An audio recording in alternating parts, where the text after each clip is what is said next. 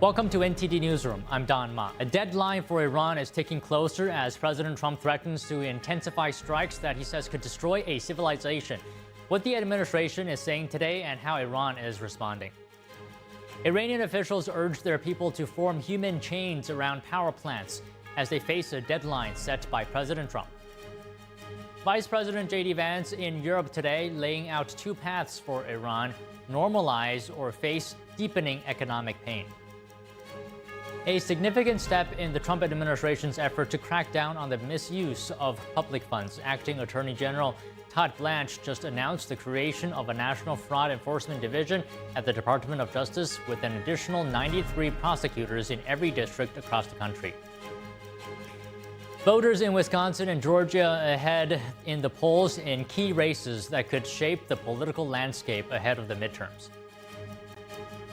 President Trump speaks to the crew of Artemis II as they make history and what the astronauts witnessed from the far side of the moon.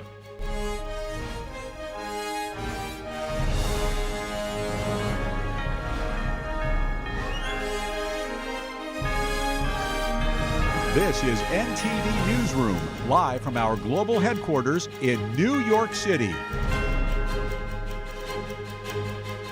Good afternoon, and thank you for joining us. The U.S. and Israel have hit targets on Karg Island as President Trump's 8 p.m. deadline is approaching for Iran to open the Strait of Hormuz. The president this morning saying there's still room for negotiation. Joining us now live is NTD's White House correspondent Iris Tao. Good afternoon, Iris. What is the latest from the White House? Good afternoon to you as well, Don. So we're right now just 6 hours away from President Trump's 8 p.m. deadline for Iran to reopen the Strait of Hormuz. And at this hour, we are seeing a Marine sentry standing guard standing right in front of the West Wing, meaning that the president is right now working inside the Oval Office. And this morning, the president again refreshing his ultimatum on True Social, posting saying that a whole civilization will die tonight if a deal isn't made. He adds that now that we have complete and total regime change where different, smarter and less radicalized minds prevail, maybe something revolutionarily wonderful can happen. Who knows? He again calls it one of the most important moments in the history of the world. And this morning, meanwhile, Vice President J.D. Vance, speaking in Hungary, says that there is going to be a lot of negotiations happening between now and tonight's deadline, while adding that the U.S. is doing this for the world's good. Watch. We're going to find out, but there's going to be a lot of negotiation between now and then, and I'm hopeful that it gets to a good resolution. We're doing this for the right reasons. We're doing this because we don't want a regime that has committed acts of terrorism to have it the world's most dangerous weapon, because that would mean a lot of innocent people dead. Meanwhile, the president this morning telling Fox News in an interview that at this time, 8 p.m. is happening, while also noting that if negotiations move forward today and there is something concrete, that could change. Meanwhile, the Central Command this morning posting pictures on X showing Marine forces firing weapons during a deck shoot abroad amphibious assault ship USS Tripoli in the Middle East region. And that sends Iran a reminder that the U.S. does have ground forces in the region if the president needs them. Back to you. So a lot to watch for sure in the coming hours. But Iris, how has Iran responded so far? So Iran has rejected any temporary ceasefire while it's setting its own conditions for negotiations. It's even calling on its own citizens to form human chains around power plants amid President Trump's threats to really devastate Iran's power plants as well as its energy infrastructure. Meanwhile, Mike Waltz, the U.S. envoy to the United Nations, today really calling out Iran for its behaviors of using proxies and even using human shield to protect their military. Let's take a look. Secretary General himself affirmed Iran hides military hardware in hospitals and schools and civilian neighborhoods for propaganda purposes in the most sick and despicable way. Don't take that from me. Take that from the Secretary General and his own report.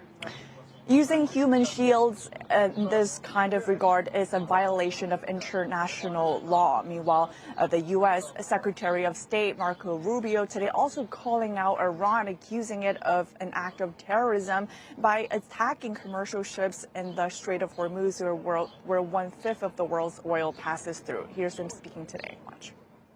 The whole world's been impacted, unfortunately, because Iran is violating every law known by striking commercial vessels in the Strait of Hormuz. And it's a big problem for the world. I mean, this is a regime that doesn't believe in laws, rules, or anything like that. It's a state sponsor of terrorism. So it's not surprising that they're now conducting terrorist activity against commercial vessels. So.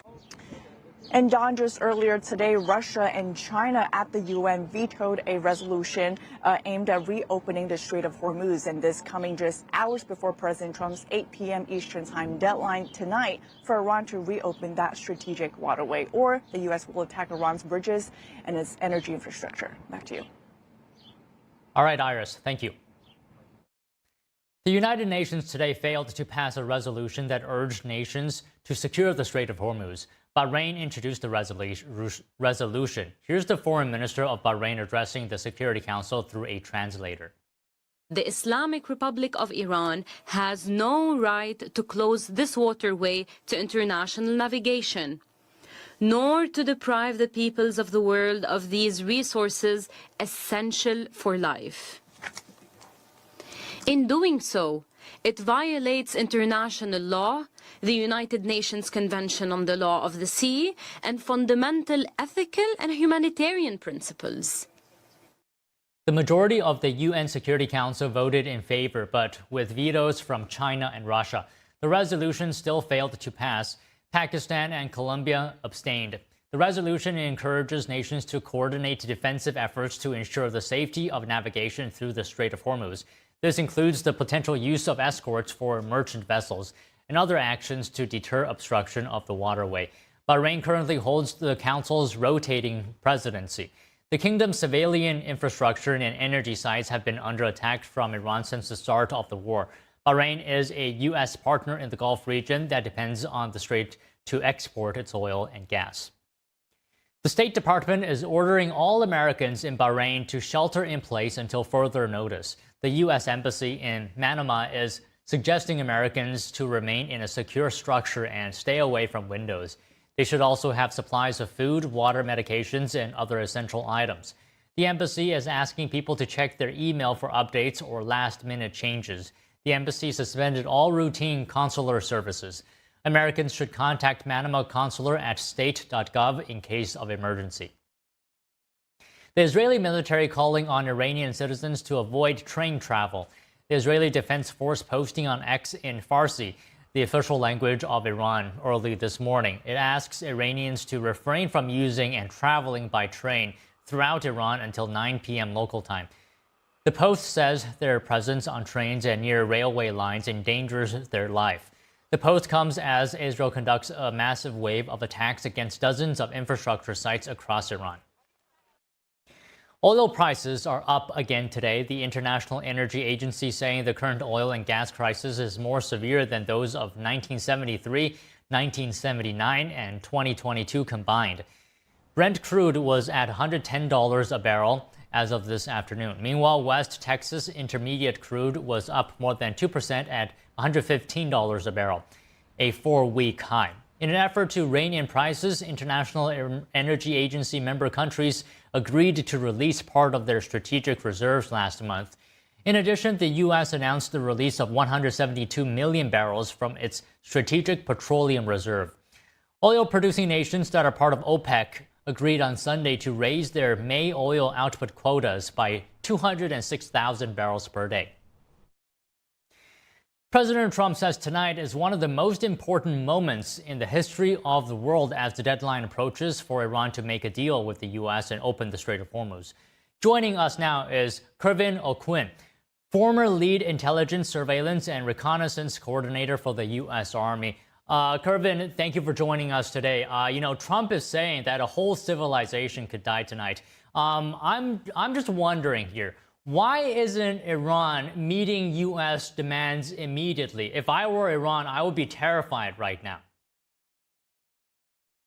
Yeah, well, first of all, I would say it's great to be on, but I'd rather be on under different circumstances. And Don, the last time I think I was speaking to you, we were talking about Trump saying that he had closed down Venezuelan airspace. And we kind of chuckled at the fact that we are seeing these huge diplomatic expressions publicly done on social media, and that we would hope that something worse would not happen on Truth Social or TikTok. And now look what we have here. We have a sitting president of the United States saying it on social media, an entire civilization is going to be wiped out.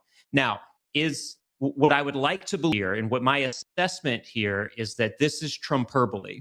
What he is doing here is what he has done for the tariff war, where he's trying to get a response out of the other party. And you bring up such a great question here. Why is Iran not responding like, say, Japan did during the tariff wars, where everyone started to capitulate to Trump's tariffs? And I think, and my assessment is, that the problem is no one knows who's running Iran right now. You have a supreme leader that we have not seen publicly since he has been named the new supreme leader. You have a president who's publicly saying one thing and privately doing another thing. So that's the Iranian president there. And now you have an entire civilization who is left in the dark, only gets Iranian state media.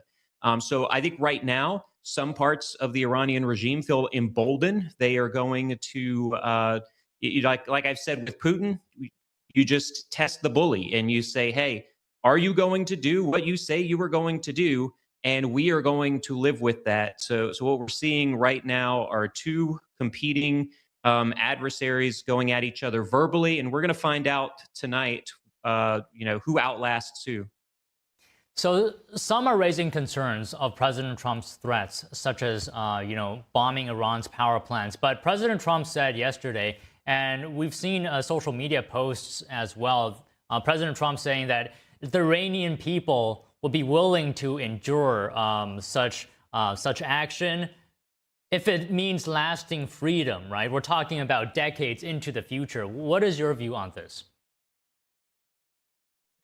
Yeah, I think that's the correct assessment from the U.S. Trump's getting that from U.S. intelligence, that there are factions within Iran, a majority of the Iranian people, who actually are waiting for the regime to go away so that they're free. And just like you mentioned there, we're not looking at today or the next week or the next month. We have people who are looking decades down the line about how their life can be better if the regime is moved away. Now, the dichotomy of that is what we are seeing with these human shields. And so you're going to see a lot of posting on social media about how the Iranian people's sentiment towards the regime has changed. And I will argue that that is not true, that the Iranian regime is putting pressure on a certain amount of people to risk their lives. Otherwise, their families will die, to be human shields here around these facilities. And that is to test the Trump administration, first to see if the Trump administration is willing to still strike where there's human shields at. And second, if the U.S. does do that, they know that the international community is going to come out in waves. Look, it's already all over social media. If you are perpetually online, like some of us are, myself included, you may believe that, one, Trump is going to drop a nuclear bomb on Iran, or two, he is going to, fire upon human shields, and that Iran is actually either winning this war or they are the more popular fighter in this conflict. Okay, you were right to question whether the Iranian regime, is forcing these people to go to these places around power plants where President Trump has threatened to bomb against their will. Can you just give us your comments? Because it seems strikingly similar, the tactics that the terrorist group Hamas used when Israel was trying to get rid of Hamas, that it was hiding behind civilians. Right. And so like I always say on my podcast this week, Explained, it all depends on who you believe and who you want to trust as your sources. But yes, Hamas has used human shields. What is Hamas? Hamas is an Iranian proxy. So where did they learn those tactics of utilizing human shields? From the Iranian regime. And so Iran is using that tactic now to, like I said, one, to see if the US or Israel will attack these sites and risk human lives, Iranian lives, and risk, a PR disaster. And two, whether neither the U.S. nor Israel will do that, and whether they will capitulate or make it seem like they will capitulate to the Iranian regime. And so then the Iranian regime can boast once again that they have defeated the Israelis, they have defeated the United States, and that the will of the Iranian people have won. And that's what we are taught right now. That's the deadline we are coming to. Trump wants a victory and he wants peace or a ceasefire, and the Iranian regime wants to survive another day and be able to claim victory in this conflict. Okay, it wants to survive another day, but let's say hypothetically, if President Trump, if Iran doesn't come to the table first, President Trump is going to attack the power plants. If it wants to survive, how can it survive? What is its strategy that all the power plants are destroyed, all the bridges are destroyed? How does that work in its favor? Well, it doesn't work in the Iranian people's favor. It will work in the Iranian regime's favor because they have two countries that are adversarial to the United States that can prop up the entire country. And that is, from a lesser extent, the Russian Federation, but from a greater extent, the People's Republic of China, the PRC, who are already providing petrochemicals to fuel the missiles that are attacking sites in the region. They are providing Iran with, sanctioned finances to prop up the regime. China wants to see this conflict continue because that puts less resources in the Indo-Pacific, and that gives China much easier access to Taiwan, which is exactly where they want to be sitting right now. But wouldn't you say it's a better strategy to agree to the terms to the U.S. right now so it can avoid the possible consequences, and then it could talk about its plans after it gets it overcomes this hurdle? Just agree to the U.S.'s demands and talk about what you're going to do later. Yeah, I think that I would love to see that.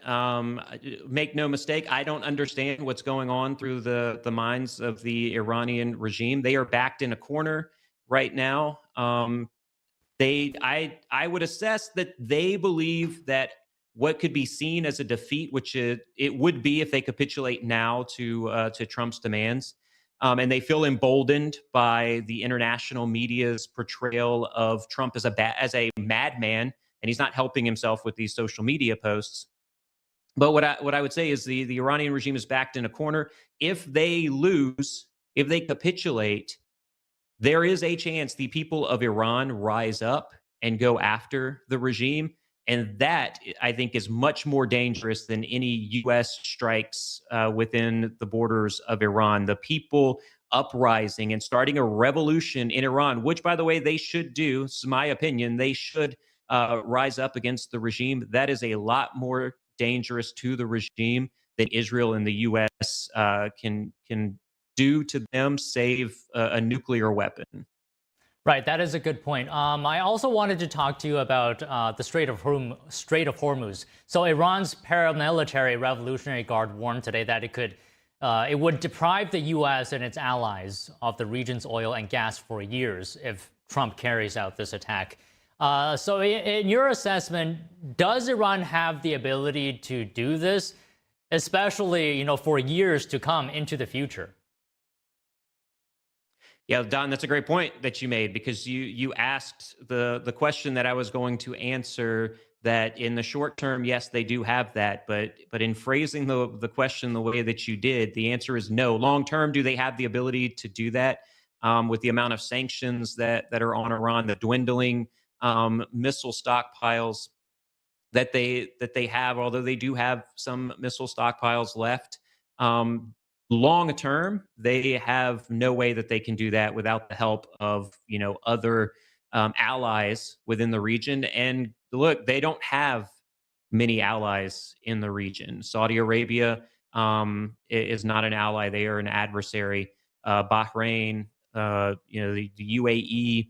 Look, Pakistan, another nuclear power, is siding with the U.S., Saudi Arabia, and Israel in this, and says that if any attacks on Saudi Arabia happen, Pakistan will get in this fight. So Iran's in a tough position right now, and what they're doing is trying to seem like they are that existential threat that Israel thinks that they are, because if they can pose themselves as a threat, then those in the region are going to be less likely to begin attacks within their borders. Okay, just one final question here. How do you see this war coming to an end? I mean, it's easy to imagine if Iran agrees to the deal in the next 6 hours, it's easy to see how the war could come to an end. But if it doesn't agree, what conditions do you see for this war coming to a conclusion? That's a tough one there. What the hope is that both sides can come to an agreement in good faith, that each side can say, look, we came out victorious. We've got Vice President Vance, who is stating that all military, there was a huge military success and all military targets have been accomplished. And you have Iran that says that they are still the power in the Middle East, and they have all of these missiles. So if they could find a way that both look like they have come out victorious of this, that would be great. If that does not happen, and a huge another swath of air strikes happen in Iran, I don't know where this ends. I don't believe it ends with boots on the ground within Iran. It might end up with boots on the ground on Karg Island to secure the oil. It might end with more excessive strikes, and then Saudi Arabia and Pakistan getting in and suppressing Iran and forcing them to make a capitulation and a ceasefire deal within the next week or two. But the next 12 to 24 hours are going to really tell us a lot. Yeah.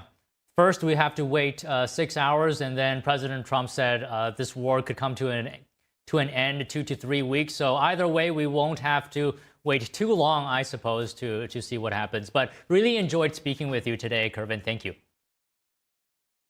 Don, I love the conversation as always. And as I always say, stay safe out there. Thanks.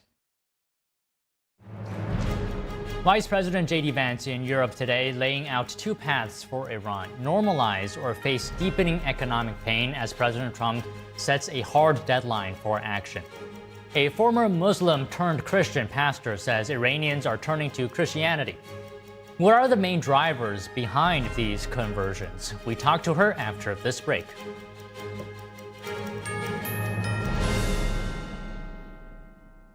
This is how I keep my joints happy. Omega XL is a powerful natural supplement backed by 40 years of clinical research. Take control of your pain, like Cynthia Bailey. My knees in particular started giving me pain issues all the way back to my modeling days, from just running through airports, photo shoots. After taking Omega XL, I really started to notice how less stiff I was, especially my knees and my hip. Has Omega XL changed my life?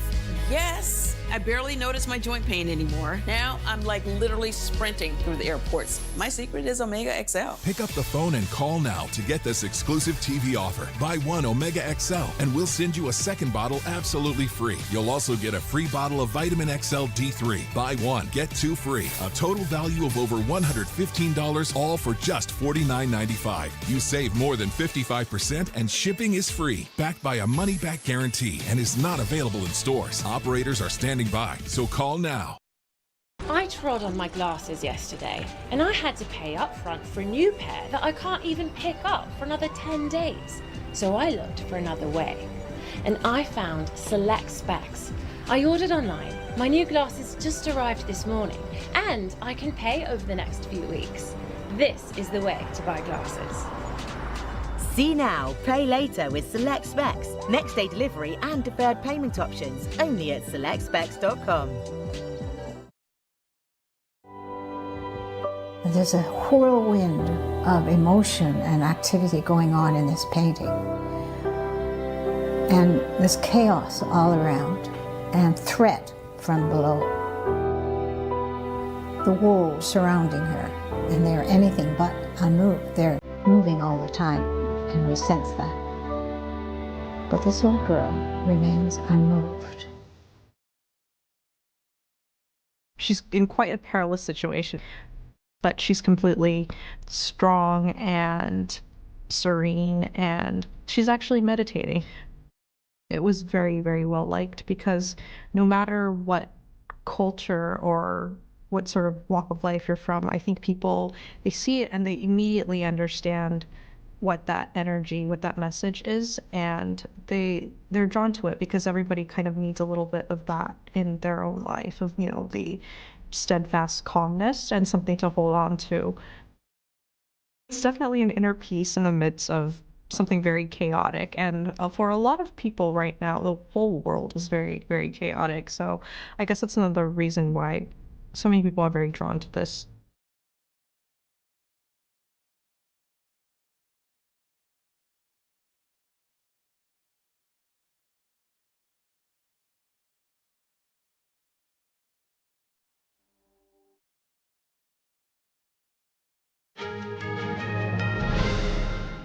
Vice President J.D. Vance speaking in Europe today alongside Prime Minister Viktor Orban in Hungary. Vance saying the war in Iran is going to conclude very shortly.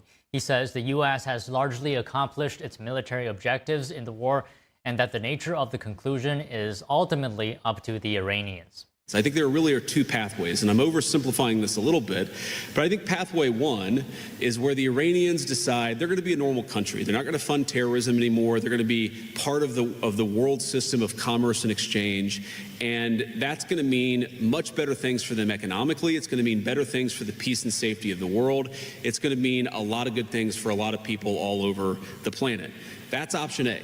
Okay. Option B is if the Iranians don't come to the table and they stay committed to terrorism, to terrorizing their neighbors, not just Israel, but of course their Arab neighbors too, then the economic situation in Iran is going to continue to be very, very bad, and frankly, it will probably get worse. You know, the second question you asked about, you know, is God on our side? Is God on, you know, whose side? I think my attitude towards military conflict has always been to pray that we're on God's side. And my own view is that we're doing this for the right reasons. We're doing this because we don't want a regime that has committed acts of terrorism to have it the world's most dangerous weapon, because that would mean a lot of innocent people dead. Vice President Vance says the central question is what Iran looks like after the war, calling that the focus of ongoing negotiations.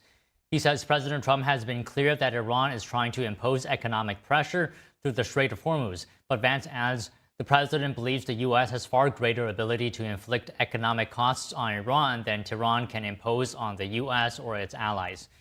He also says he hopes the Iranians will be smart. The vice president also commenting on U.S. military strikes on Karg Island, Iran's largest and most important oil refining and storage facility.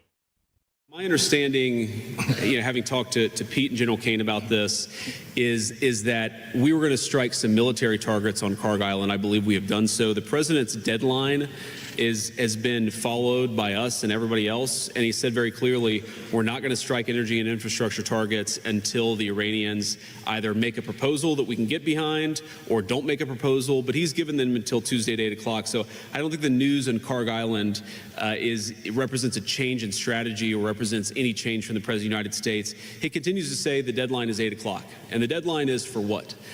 Fundamentally, what Iran is trying to do, because they've been defeated militarily, is they're trying to extract as much economic pain on the world as possible. And the President of the United States is a man who recognizes leverage, that if the Iranians want to exact a certain amount of pain, the United States has the ability to exact much, much greater pain. The vice president also voicing strong support for Hungarian Prime Minister Viktor Orban ahead of Hungary's upcoming election.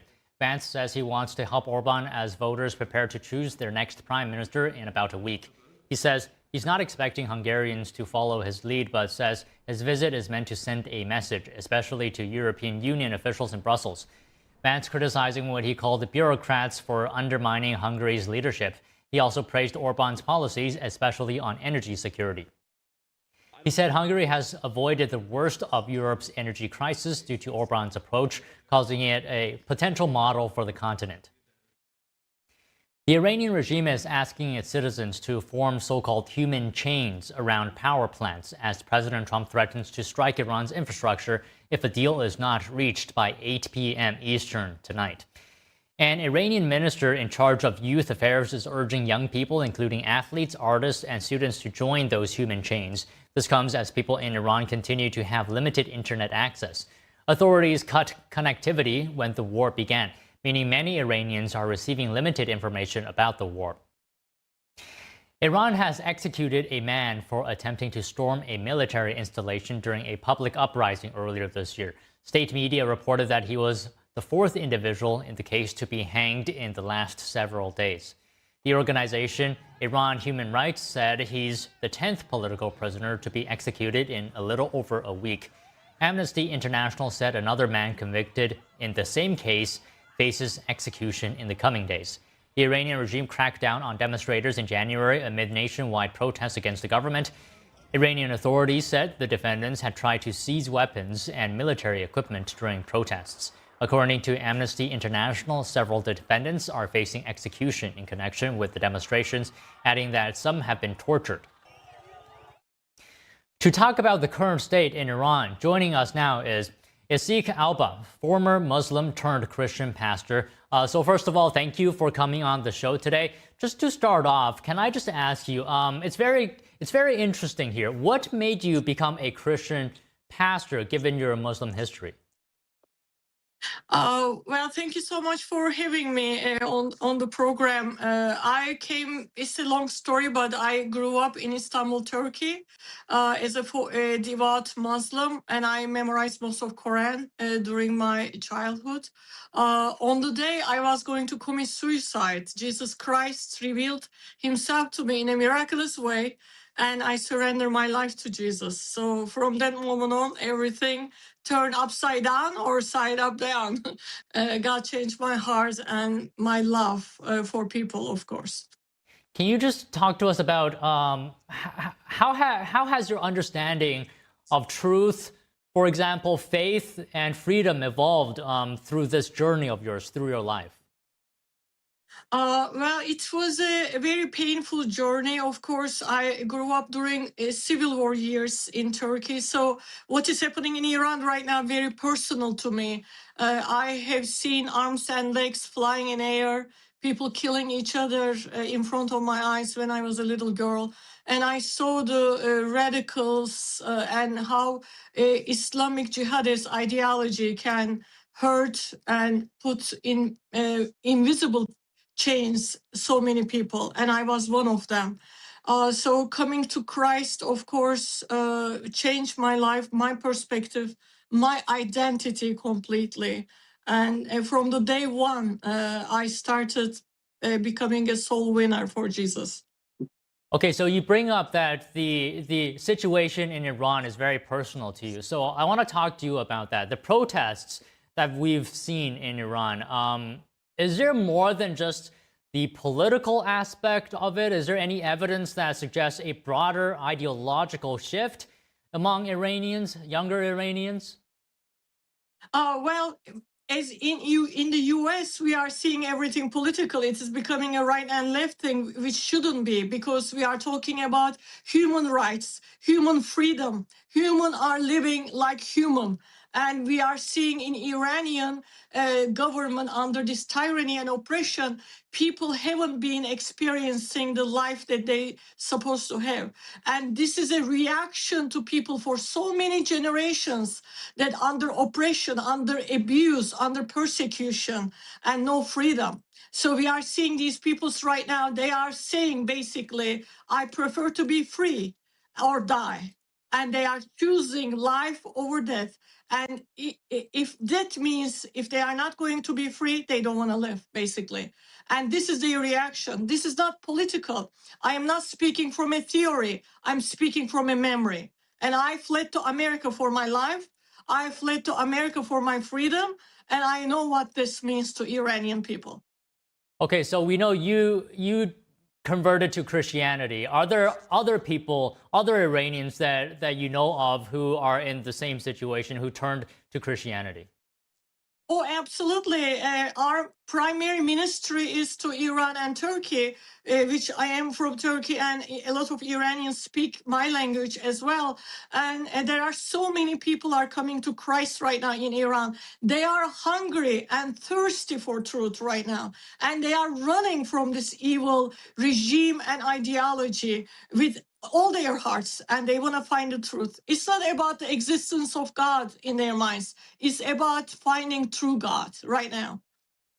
Okay, so you said earlier that for Iranians, freedom is the most important thing right now. It's more important than death. So on that note, the Iranian regime wants human chains around power plants in Iran because President Trump said he could be targeting it tonight. So I have a clip here of President Trump speaking about this. Let's just take a quick look at this clip.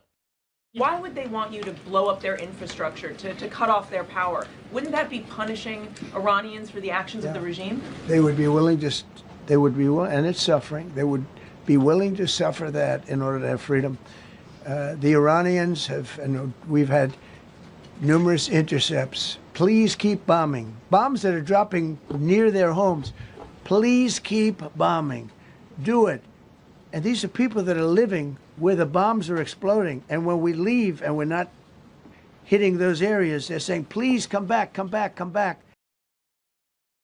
Okay, your comments on what President Trump is saying. Please keep bombing. Yes, I have friends in Iran right now. I have a friend in America. Her family is in Iran. And these are not like, I'm not talking about few people. And they are like, whatever it takes. They are literally inviting Trump to bomb Iran when they are in Iran.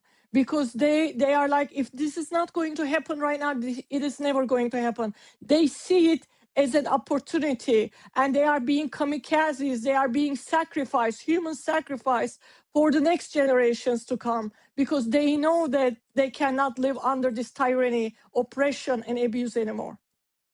Okay, so another issue here. Is jihad in America a real concern? Can you talk to us about this? Absolutely. I was part of it. I lived this. When I was in Turkey, I was married to a man who introduced me different types of jihad.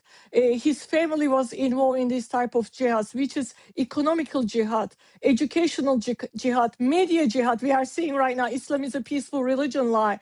And we are seeing it population jihad. Let's populate the Western world and putting people, politicians in powerful places.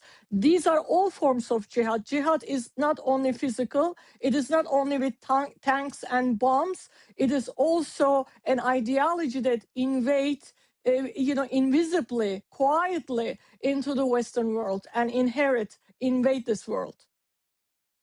Okay, so can you also comment on, because you said earlier that you know of people in Iran who are supporting President Trump. In your view, what would be the most effective Western support for Iranian freedom right now? Well, supporting government is one thing, absolutely, and we shouldn't be thinking they are over there and we are here. Muslims are here. Not only Muslims are here, jihadists, radical Islamist Muslims are here. And that is why we need to support what is happening right now, because we are seeing history is written in our own eyes. And we are seeing God is liberating one nation after centuries of slavery from this evil regime. And that is very important. And people are not seeing it, unfortunately, turning into a political game and right and left thing in America. We shouldn't be. It is just they are doing it out of nothing but ignorance. So in your view, what would you need to see personally to make you be sure that the Iranian regime is gone forever?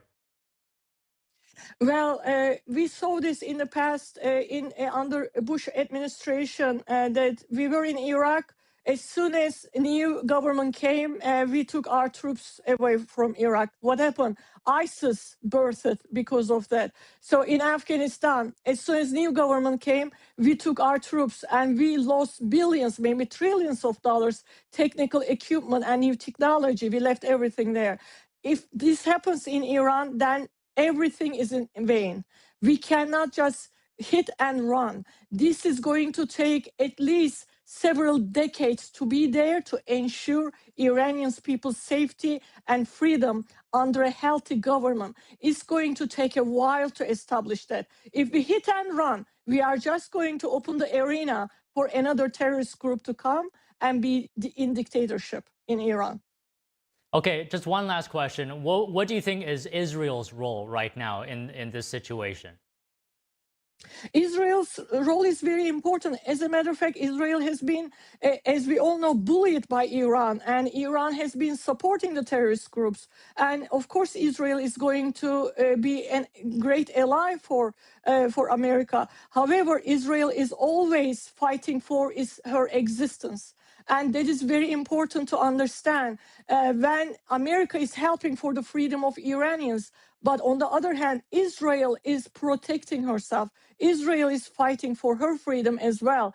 And Israel has been bullied by Iran for a long time. So it is a very personal war for Israel right now between Israel and Iran. And they're going to do everything possible that Iran won't be another threat in the upcoming years. Okay, again, thank you for joining us on this program today. Good to talk to you. Thank you. Thank you so much for having me. A significant step in the Trump administration's effort to crack down on the misuse of public funds, Acting Attorney General Todd Blanche just announced the creation of a National Fraud Enforcement Division at the Department of Justice with an additional 93 prosecutors in every district across the country. Voters in Wisconsin and Georgia head to the polls in key races that could shape the political landscape ahead of the midterms. More news after this break. Don't go away.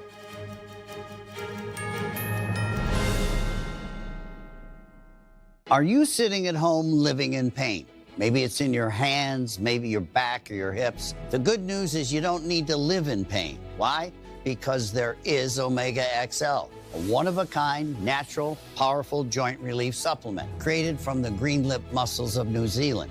Drug-free, non-habit forming. It's small, easy to swallow, and it's backed by more than 40 years of clinical research. If you're experiencing daily aches and pains due to aging and overuse, try Omega XL. Just ask anybody who uses it. The results are undeniable. I had a lot of joint pain, and that slowed me down. I had considerable pain in my back. Really felt the pain. I mean, in my ankles and in my heels. I'm telling you about something that's gonna change your life. It has revived me. This works. I'm not a prisoner anymore to my pain. As I was getting older, my joints started to feel that wear and tear. But then I tried Omega XL, and it changed my life. Today I'm here at my ranch exercising some of my polo ponies. So as you get older, it gets tougher. I was starting to suffer some of that business, and then I ran into somebody who said, look, you should try Omega XL. And look what it's done. I feel better than I felt in the last 30 years. And Omega XL gave me the ability to get back in the saddle. It works great. If you're in pain, I want you to know that there is real hope out there. I'm living proof. See the difference it can make in your life, just like it did in mine. Call now or order online to receive our special TV offer. Buy one bottle of Omega XL and get a second free. Plus, we'll also include a free bottle of Vitamin XL D3. 2 free bottles for the price of 1 bottle of Omega XL. A total value of $115. You pay only $49.95 and it ships free. Plus, you get a money-back guarantee. Buy one, get 2 free. Call or go online right now. It's finally here, our second annual mega sale. This sale only comes around once a year, so take advantage of the best offers ever while you can. For example, save 50% on our Giza Dream bed sheets, as low as $29.98. And for the first time ever on TV, MyPillow mattresses and MyPillow mattress toppers, as low as $99.98. And you save 50% on our Lux Pure 6-piece towel sets. Regular $69.98, now only $39.98. And our best-selling standard My Pillows, regular $49.98, on sale for $17.98. Wait on it, mega sale only $14.98. So go to mypillow.com or call the number on your screen. Use this promo code to take advantage of our second annual mega sale. But wait, there's more. To make the mega sale even more special, when you order right now, your order's going to ship absolutely free.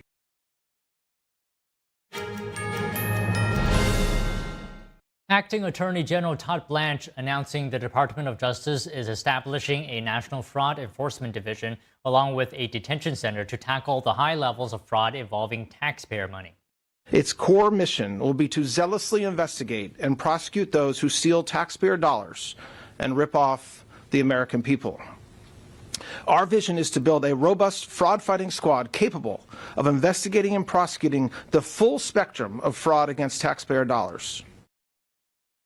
Blanche says DOJ staff will have this division with the department's best prosecutors bring together experts in healthcare fraud, tax fraud, benefits fraud, and corporate fraud. He says every U.S. Attorney's Office will also join the fight, meaning there will be an additional 93 prosecutors in every district tackling fraud.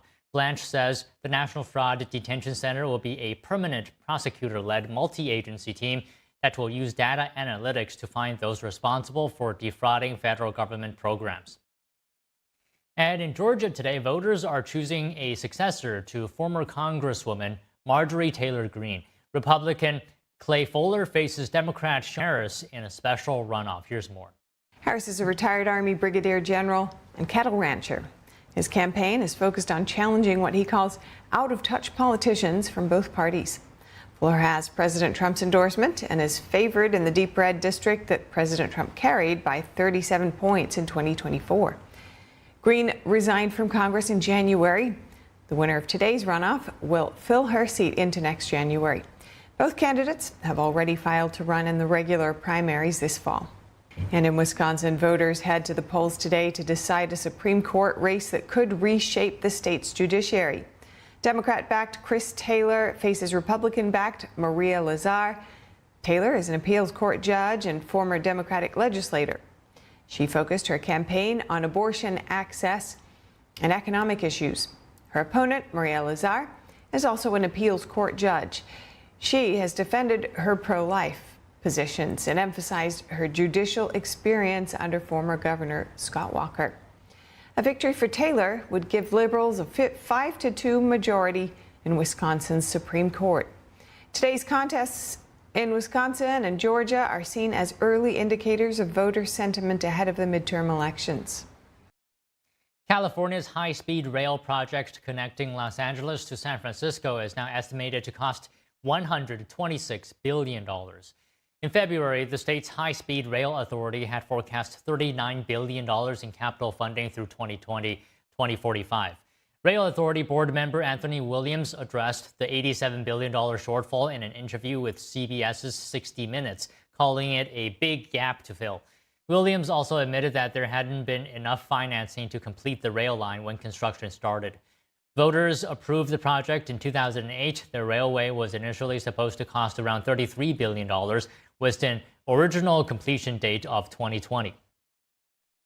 U.S. universities and colleges are receiving billions in foreign funding. The Department of Education released data in February showcasing over $5.2 billion in foreign gifts and contracts in 2025. Institutions of higher education are required to disclose foreign gifts and contracts valued at $250,000 or more annually. According to the department, American universities have received over $67 billion in foreign funding since 1986. The most recent disclosures from 2025 showed over $1 billion in funding from Qatar, more than $528 million from China, and $285 billion from Saudi Arabia. The top university recipients of those foreign funds were Carnegie Mellon University, the Massachusetts Institute of Technology, Stanford University, and Harvard. NASA releases new images captured by the crew of Artemis 2. One photo shows striking similarities to another taken during the Apollo 8 mission 58 years ago. Stay tuned for more after this quick break.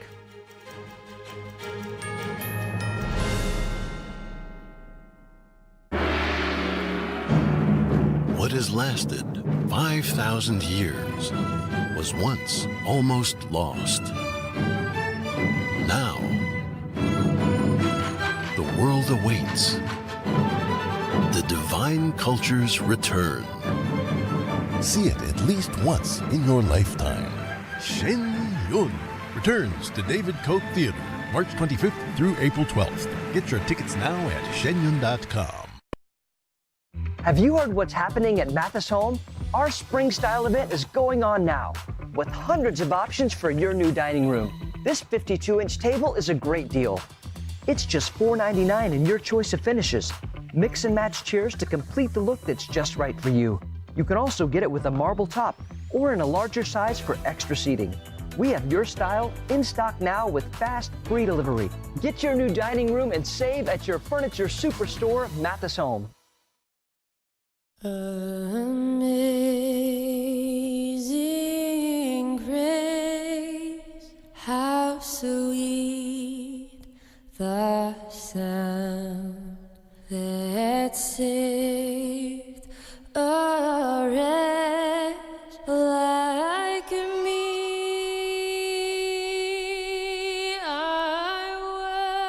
They're just young people, hungry, homeless, and vulnerable. Covenant House is helping young adults facing homelessness. We're providing safe shelter to thousands, but the need is overwhelming. Please call or go online now. With your gift of $19 a month, we'll send you this blanket as a reminder of the comfort your gift provides a young person tonight. You'll provide safe shelter, hot meals, and medical care. Call the number on your screen or go online to safeplacetosleep.org. Say goodbye to harsh, bitter coffee and hello to a delicious, smooth brew. With specialty quality beans, expertly roasted in-house, you'll taste the difference with every sip. Fermented with a blend of 50 enzymes, Days Coffee delivers a rich brew like no other. Made with the highest grade specialty beans available, you're sure to taste the difference.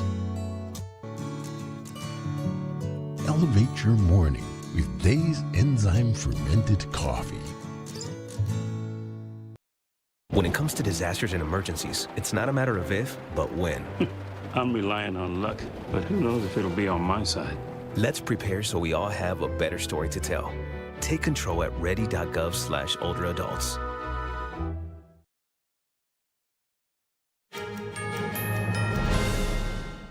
NASA's Artemis II astronauts have flown further from Earth than any humans before, and now they're heading home. The space agency releasing new images captured during their lunar flyby.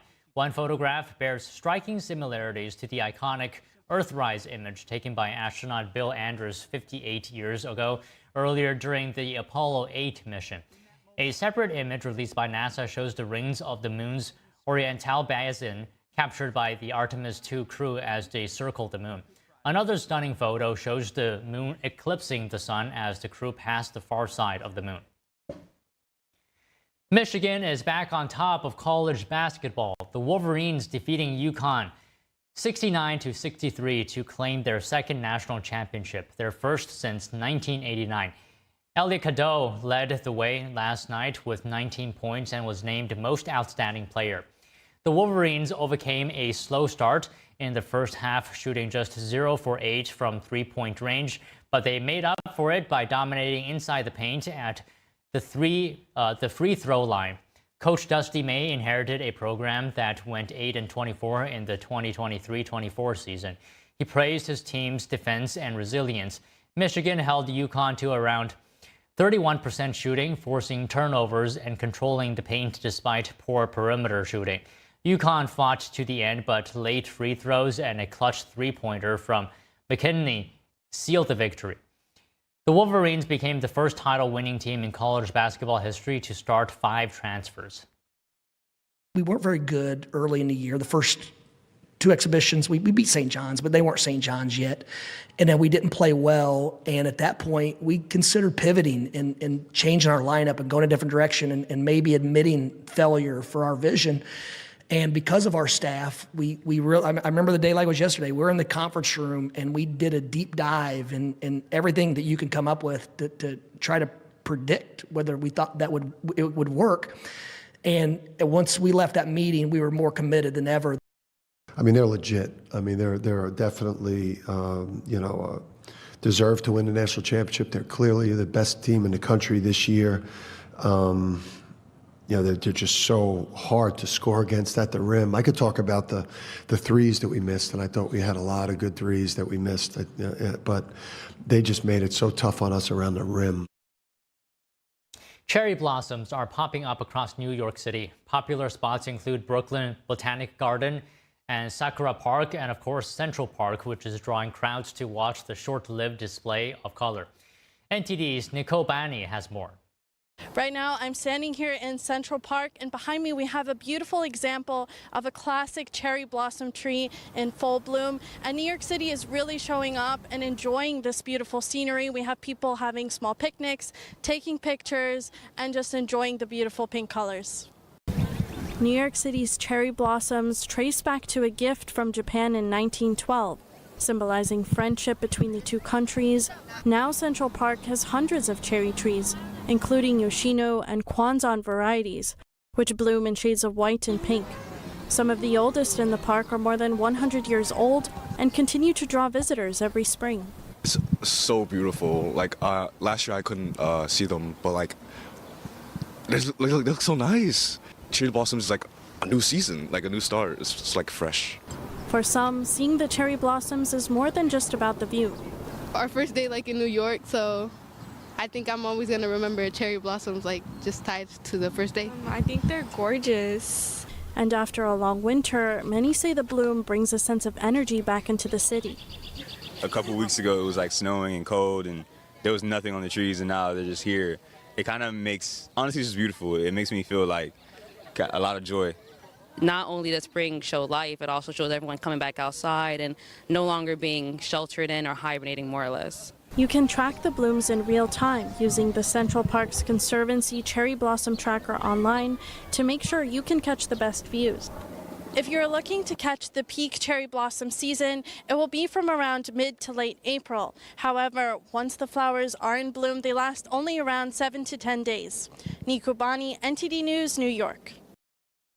Astronauts aboard Artemis 2 are revealing what they saw during their journey around the moon. We'll take you live to their post-flyby debrief right here on NTD after this break. Stay tuned.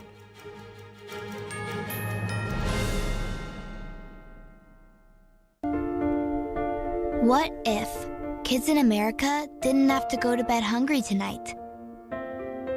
What if our moms, dads, and grandparents could put healthy food on the table every day to help us grow strong?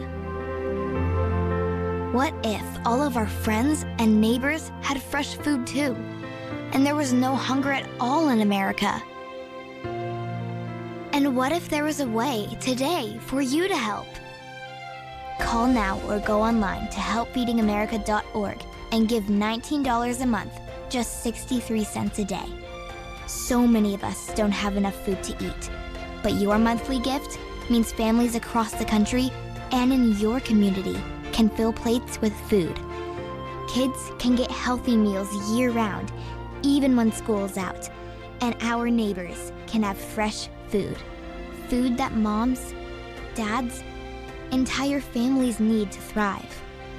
But right now, more people are facing hunger. Feeding America works from coast to coast with partner food banks, food pantries, and meal programs. It takes all of us to make that happen. Will you help too? Please call the number on your screen or go online to helpfeedingamerica.org and give just $19 a month. And we'll send you this free canvas grocery bag. It's our way of saying thank you for helping to end hunger for our neighbors. Because no kid, no mom or dad, nobody should go hungry in America. Nobody. So what if today was the day you could help nourish futures for our friends, our families, for all of us. Ending hunger is possible. What if we end it together? Call or give online today at helpfeedingamerica.org and your gift can be doubled. Thank you. You see certain things get reincarnated in your children. My daughter is very much inspired by my wife's artistic pursuits. So my daughter started making necklaces. She makes what we call affirmation fashion. I tell her every day that your black is beautiful. Your black is beautiful. Your black is beautiful. And if there's anything better than being beautiful, it's being smart. And if there's anything better than being smart, it's being kind.